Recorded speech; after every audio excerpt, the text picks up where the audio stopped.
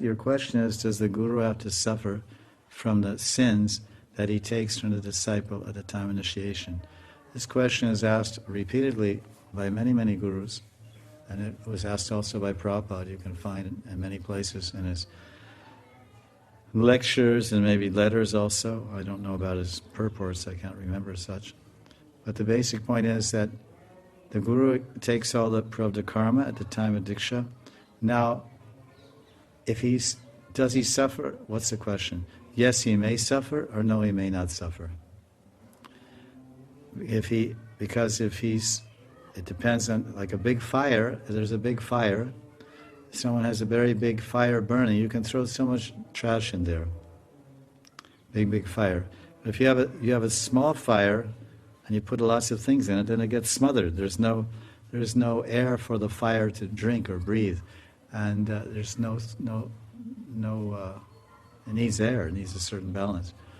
So that's why it's told that one should, when he takes initiation, if he takes from a kanishta, like we just told you this article, if he takes from a kanishta adhikari guru, kanishta adhikari, his fire is very small. What is a fire? It's the fire of transcendental wisdom. The main thing is the fire of transcendental wisdom.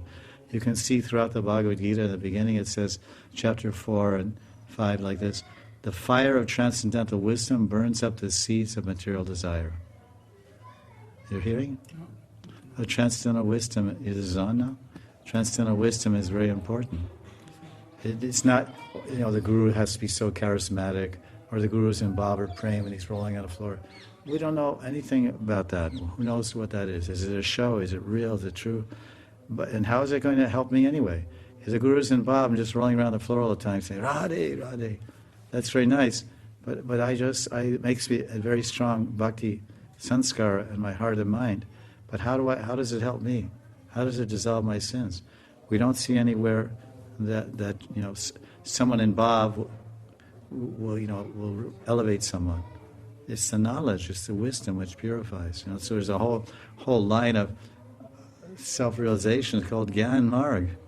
So we also have Gyan, Bhakti Gyan.